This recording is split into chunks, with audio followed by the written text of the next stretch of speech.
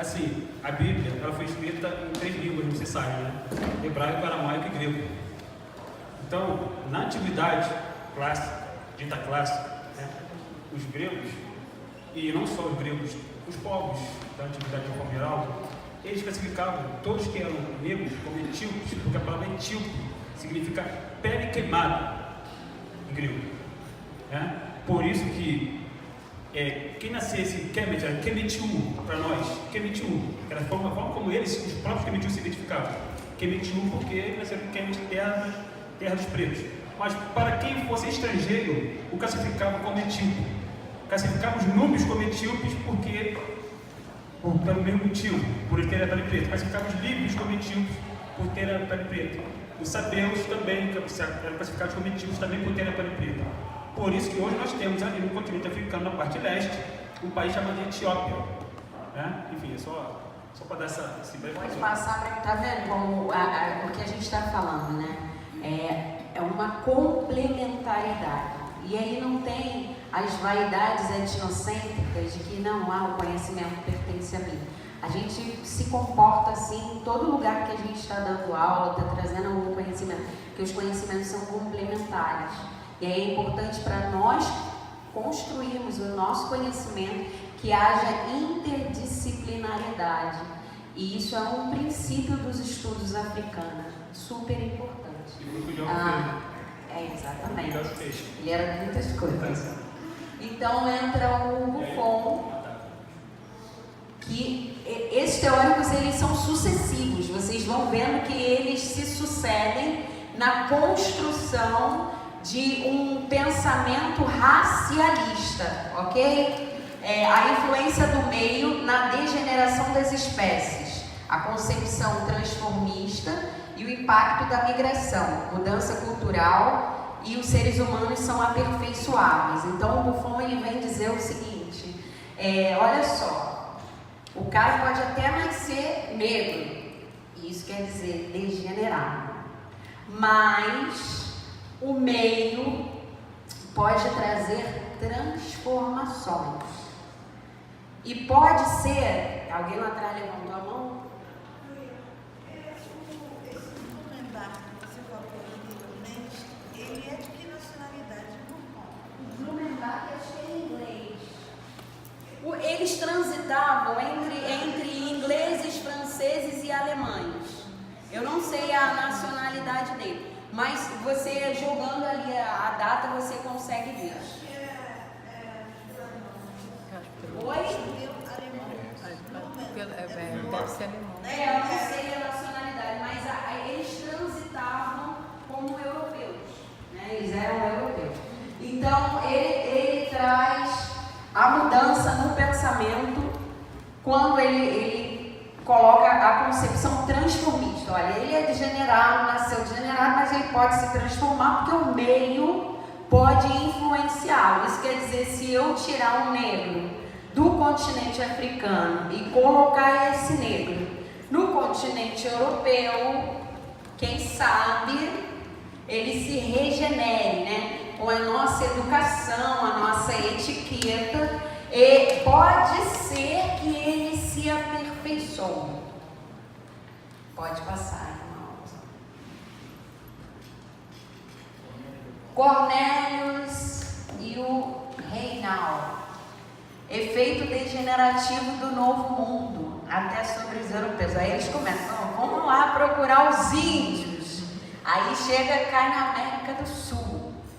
E aí, gente, esse mundo é totalmente degenerado. Inclusive, eles corrompem os brancos.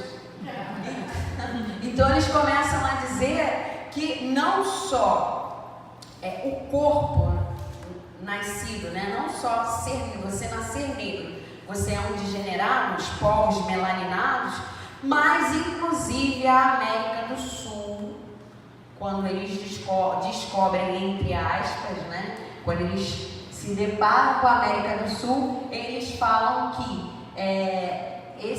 não só a América do Sul, mas o Novo Mundo é um lugar de degeneração, porque o civilizado chega lá e vira um degenerado, vira um primitivo, porque o lugar corrompe. Eles dois reforçam o pensamento do Buffon. O Buffon era francês, tá? Eles reforçam o pensamento do Buffon, dizendo que realmente o meio interfere no aperfeiçoamento ou também interfere para a regressão, né? Se a gente acessa esse lugar, a gente se torna um degenerado querendo explicar a animalidade dos povos europeus que chegaram no Novo Mundo. Pode passar. O nosso amigo lindo, né, utilizado aí muito bem na academia, era um poligenista e ele naturalizou a variedade dos seres humanos, atribuindo diferentes tipologias humanas às diferentes criações. Então, o Voltaire, ele também reforça o pensamento de Linneu e ele traz a ideia de poligênese porque eles se dividiam entre monogenistas e poligenistas. Então tem uma briga religiosa. Eu sou cientista, eu sou poligenista. Aí o outro cientista que tivesse uma simpatia pelo cristianismo era considerado um monogenista. Então eles ligavam muito a questão da monogenia ao criacionismo. Estava diretamente ligado. Eles estão num período de transição, né? Eles estão saindo da idade das trevas para a idade da luz. Então eles estão entrando ali naquele pensamento que vai adentrando o caminho do iluminismo. E estão se descolando em partes do pensamento religioso para partir para um pensamento racionalista. Então ele reforça também essas teses anteriores do Linneu, do Bemba, do Buffon, trazendo a questão da poligênese e essa naturalização da variedade dos seres humanos, atribuindo essas diferentes tipologias humanas às diferentes criações. Você quer falar alguma coisa do Voltaire? Não. Pode passar. O Voltaire tem companhia de escravizados. Essas diferentes criações que se refere aí tem a ver com a questão de cosmogonia, criação de mundo, é nesse sentido? Não. O sentido de poligenia e monogenia está ligado à origem. A origem como essência.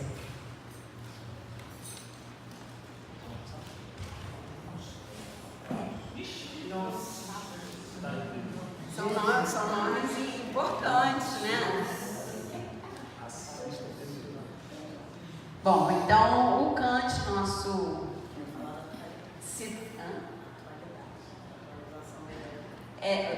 extremamente reverenciado nas citações acadêmicas, né? Ele traz o princípio da regeneração e da degeneração quanto a um filo único. As estirpes preservaram sempre um filo original, raças, mistura de brancos e negros, as duas raças básicas. Ele começa a falar da questão da miscigenação. E aí ele tem um trabalho interessantíssimo.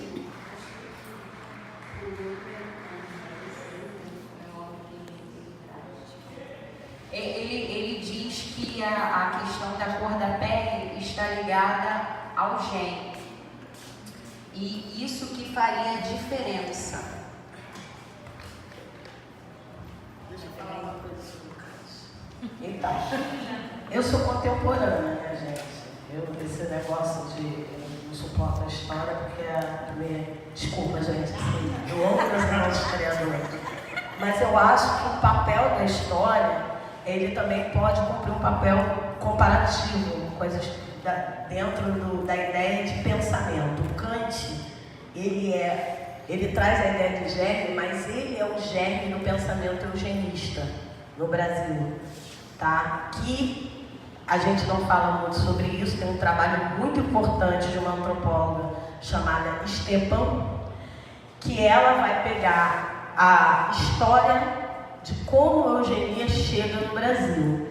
E muito das nossas políticas públicas são baseadas na ideia de eugenia que nasce do pensamento do Kant nessa data aí, entre 1724 e 1804, onde ele produz um uma larga bibliografia defendendo essa ideia de degeneração. A eugenia, ela é baseada nesses dois conceitos: regeneração, que é a regeneração da espécie negra, é a deleção do germe negro, a favor de um humano perfeito, ideal. Tá? Só para trazer para a contemporaneidade.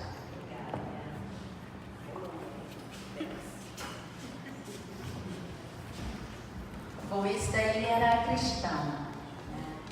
E aí você vê como está associado a ser monogenista ou poligenista. Então, Herder, ele era cristão, monogenista, traz pela primeira vez nos estudos racialistas a filosofia e a linguagem como fenômeno humano.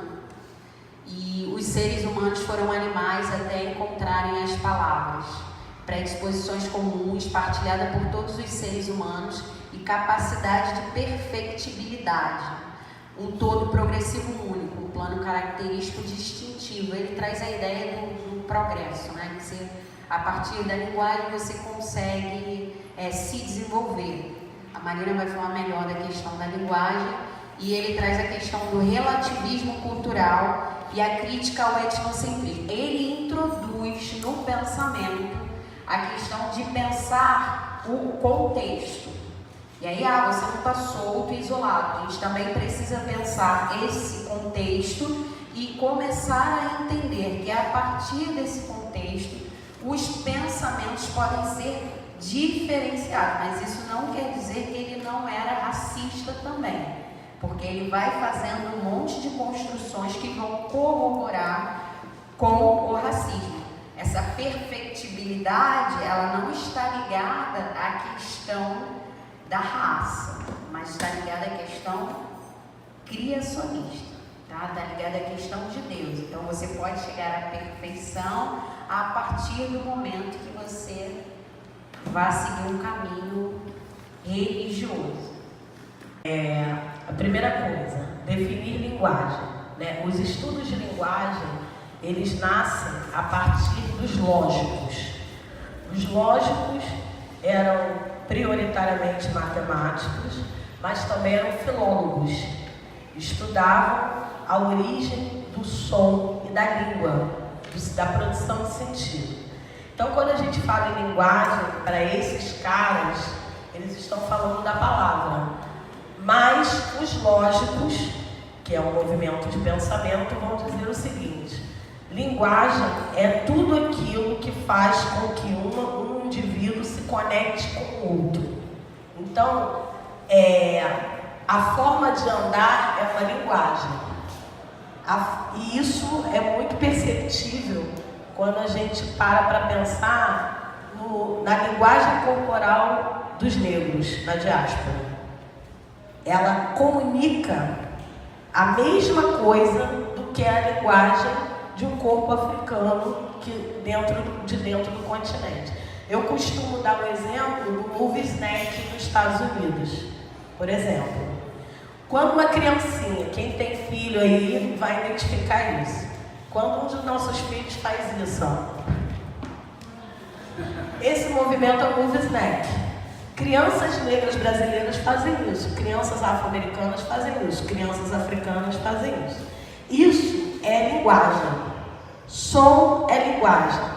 O Banto, ele trouxe para a nossa cultura da linguagem uma coisa muito marcante, que é quando a gente faz assim: Érica, você comeu hoje? Uhum.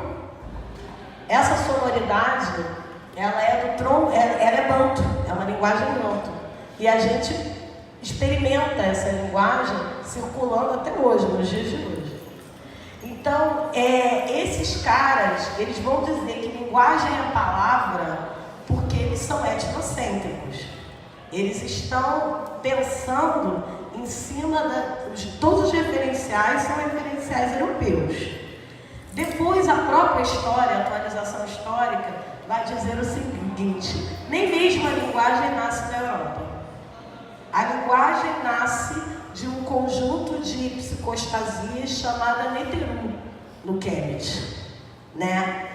O deuteronúbio ele ainda não foi traduzido, mas a linguagem nasce nessa psicostasia. Então, na psicostasia, a letra é um desenho. Vocês já devem ter visto quando eles falam lá, são as palavras símbolos, quando eles falam que o hierógrafo é uma forma de representação que acontecia lá no Egito. Aquilo ali é uma linguagem que depois vira realmente organizada em um alfabeto. Então, o relativismo cultural, ele inaugura uma fase dos estudos de linguística, como a Érica bem disse, que vai estar preocupada com o contexto. Só que nessa época aqui do Hegel, eles dizem o seguinte: o contexto é do primitivo. Então a gente até admite que as formas deles se comunicarem é um tipo de linguagem primitiva que nós vamos chamar e é por isso que a gente precisa parar de usar essa maldita palavra para falar de linguagem nas línguas africanas.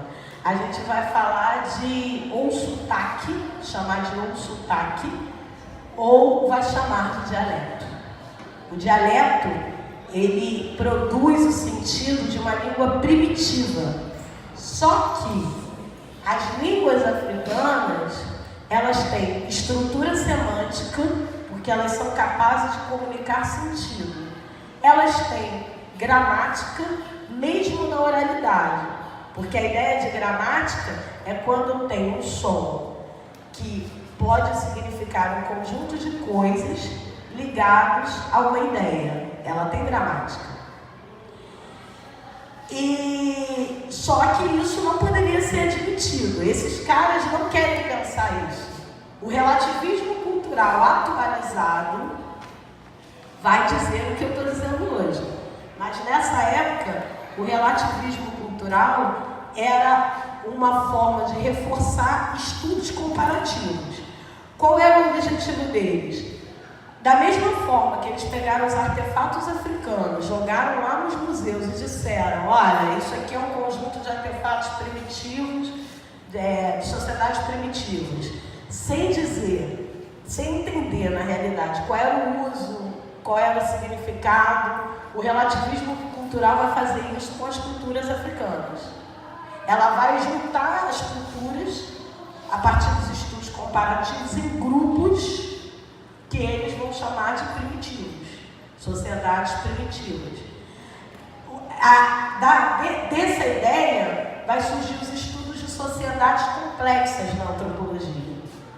Por quê? Porque o relativismo cultural vai trazer à tona o seguinte: não, vamos lá e vamos tentar entender esse povo aí que tem essa língua estranha, essa forma estranha de se comunicar, quais são os outros elementos que podem ser comparados entre um povo primitivo e outro. Isso é o relativismo cultural nessa época. Tá? Hoje o relativismo cultural já é uma outra coisa. Deixa eu fazer só uma acréscimo para cá. Posso fazer uma acréscimo? Porque esse cara, a gente estuda em linguística, né? Ele é essencial. E uma das maneiras para trabalhar esse processo de comparação é o não uso de consoantes pelas línguas africanas, né? Então, foi aí que foi colocada como uma sublíngua, justamente pelo fato de não usar a quantidade de consoantes que as línguas europeias usavam. Entretanto, eles desconsideraram, por exemplo, os melismas, que é uma marca típica do africano e que as línguas europeias não usam, né? O africano tem aquela coisa do som do que é que você representou pelo pode ser o pode ser o Agora me vem a lembrança o nome daquele jogador africano, né? Que é o Baby, não é isso? Mbappé. Esse isso é uma sonoridade que o africano usa e que o europeu não usa, né? Essas sonoridades sem o uso de consoantes. Mas, justamente por usar poucas consoantes, foram consideradas sublínguas. Isso é o etnocentrismo. Esse aí é o fenômeno do etnocentrismo, onde eles vão determinar que a língua evoluiu desenvolvida é aquela mais próxima que eles falam. Então, só para acrescentar o que a Marina trouxe, a palavra signo, que antecede a escrita cuneiforme, que é a escrita adotada que nós utilizamos hoje, ela é chamada de metrunéter. Os europeus chamam de hieroglifo, mas a importância de nós nomearmos como os africanos dizem o que é, né? Trazer essa questão semântica para dentro da classificação. Então, são metrunéter. São palavras símbolos. Palavras metrunéter. Se vocês entrarem na internet hoje, tem como vocês baixarem os metrunéter para poder ler. E são linguagens extremamente complexas, porque através do desenho eles representavam, não era uma palavra, Era um provérbio. era um sentido de mundo. E aí o pensamento cartesiano, ele não consegue dar conta dessa complexidade do pensamento. Por quê? Porque ele está pensando em traduzir. O Camper, que traz os estudos antropométricos para dentro desse pensamento racialista, é ele que inaugura, fazendo a crítica ao poligenismo, e aí ele é utilizado como base para o desenvolvimento da criminologia, do processo eugênico, e ele é o que traz esse... Não sei se dá para vocês verem legal aqui, já fazendo a comparação com o macaco, né? E ele vai chegando para dizer que esses... Tá dando para ver? Tá. Que os negros estavam muito mais perto dos macacos, dos símios e dos macacos, e por isso eles poderiam ser categorizados como inferiores, selvagens. Pode passar. Sim, o Galton, o Camper inaugura, aí depois vem o Galton, vem toda aquela gente, Gobineau. Tem nome que não pode falar, aquele que não pode mencionar o nome, né? Da espécie humana, aperfeiçoamento das capacidades humanas, e divide o homem. Você vê que eles variam, divide em 5, em 4, em 3, mas todos reforçam o mesmo pensamento. 4 tipos humanos com recorte continental. Aí ele volta lá o primeiro que falou do recorte geográfico. E ele introduz um 5º tipo, o tipo do mundo austral, associando mesmo aos continentes. Inclui os norte-africanos no tipo europeu. Os norte-africanos que ele traz são os euroqueses, né? São euroqueses. Porque eles eram inteligentes. Aí Não, pode. porque eu vou contar uma fofoca aqui dos euroqueses, que a antropologia é a ciência da fofoca. Tanto os euroqueses como os Nuer são africanos do norte da África, e os euroqueses hoje estão em Nova York, continuam lá. Eles foram categorizados dessa forma, por quê? Porque eles não permitiram que serem invadidos pelos pensamentos ocidentais, né?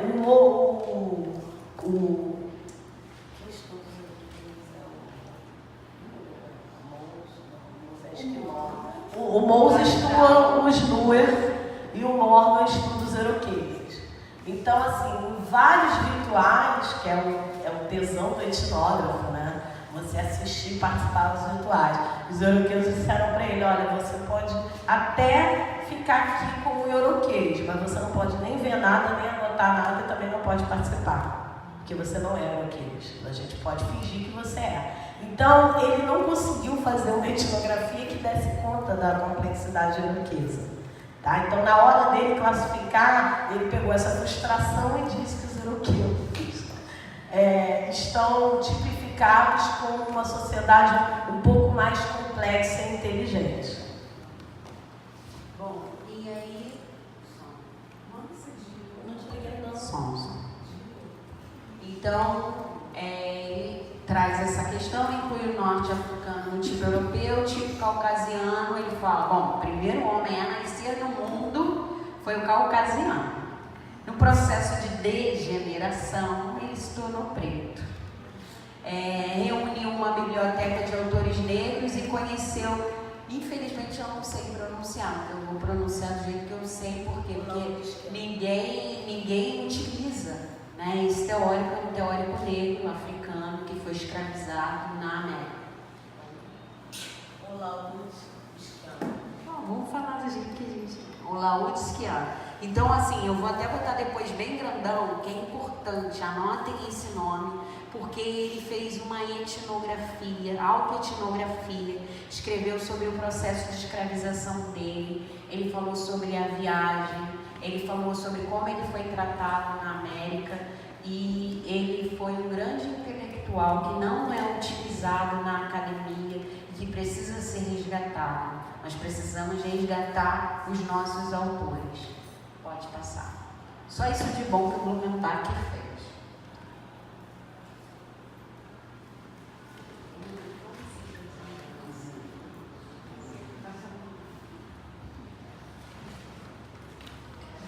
Bom, o Cuvier, ela é ótima, né?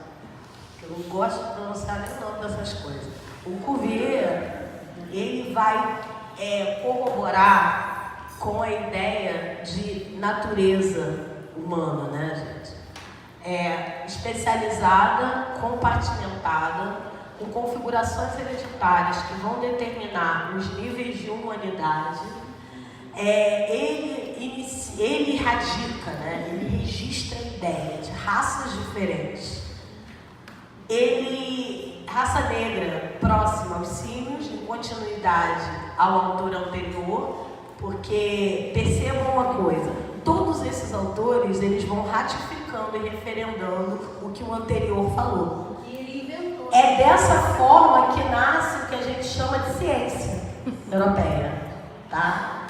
E aí ele vai trazer a importância do papel crucial na racialização da humanidade e na consolidação dos preceitos antigos, né? Ele vai dizer o seguinte, olha, todo esse conjunto de bibliografias importantíssimas para a gente entender os estudos sobre a humanidade, eles precisam ser considerados para sustentar a ideia de racialização da humanidade. Então, nós não somos todos iguais, como o humanismo diz, né? Inclusive, o humanismo é a atualização dessa ideia, por incrível que pareça, né? Porque ele vai dizer que, enquanto raças diferentes, nós somos todos humanos, sem discutir o contexto do tratamento.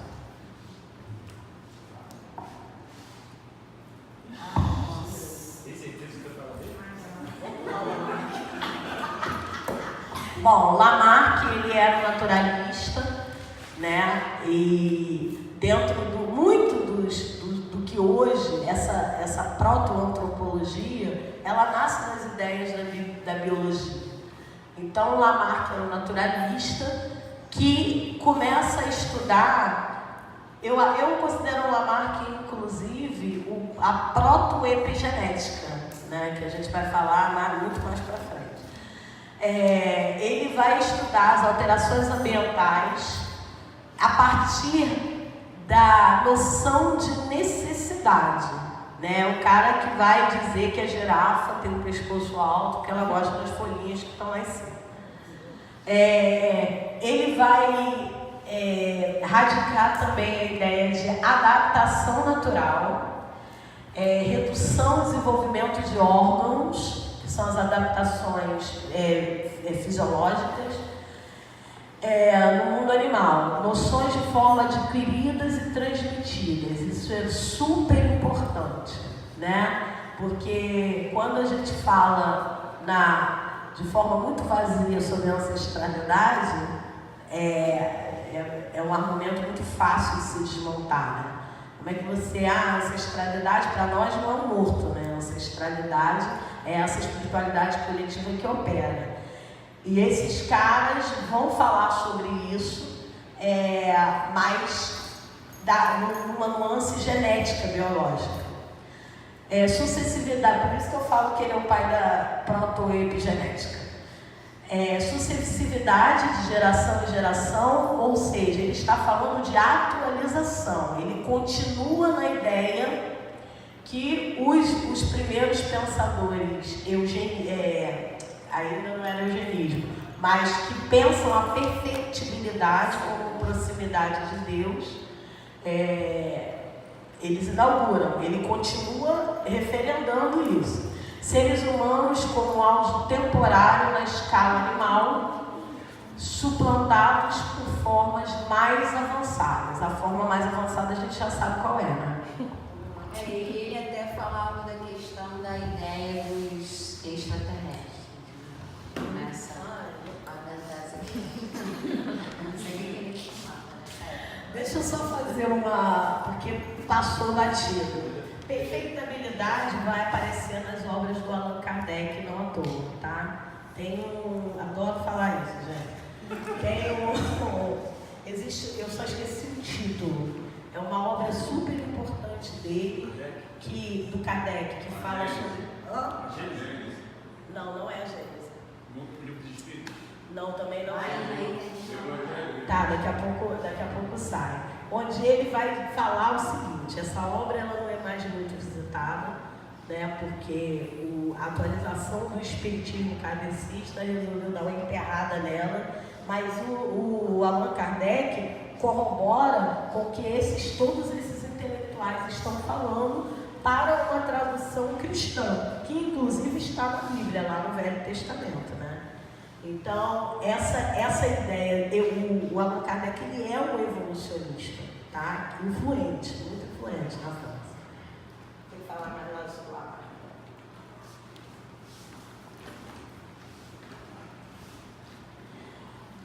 O Vireil-Warrer, ele vai referendar aquela ideia de fusionismo e de visão ambígua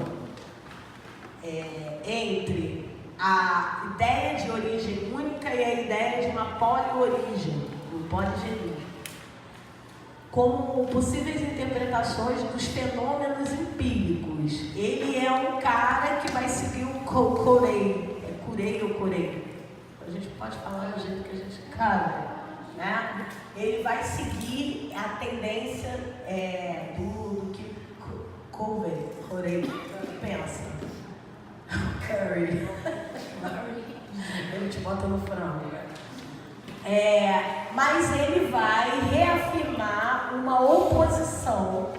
E aí, quando a gente fala de oposição, a gente não está falando do campo ideológico, uma oposição no sentido biológico e evolucionista, entre brancos e negros. Onde? Aí essa descrição está naquele livro Racismos, né? O negro é estúpido e imitador. E aí, inclusive, daí o fato dele ser classificado como humano de menor escala está ligado à ideia de que ele não é civilizado, ele imita. Então, o branco passa a ser primordial no processo de civilização desse negro, né? E aí é importante a gente grifar a gravidade de se chamar um negro de macaco. Está vendo de onde sai? Então, existe uma ideologia tendenciosa que constitui uma pessoa jogar uma casca de banana num campo de futebol. Então é muito grave. A gente não está dizendo que antigamente foi uma brincadeira. Não é uma brincadeira. Banana também. Não é uma brincadeira. Existe uma teoria intencionada a isso, e quando isso é concretizado no ato do crime de racismo, é muito grave. Então, o negro é estúpido imitador, tal como o macaco. O Estado político da África é responsável pela condição social do negro. Então, ele está trazendo a ideia de uma natureza africana da incivilidade, a inteligência como, que é a coisa do biologismo, né? Como categoria, como características, a inteligência vai aparecer nos modos de classificar, nas características físicas, e a escravatura é igualada ao status social das mulheres, ou seja, a crença de que o processo de escravização era um processo civilizatório. Né?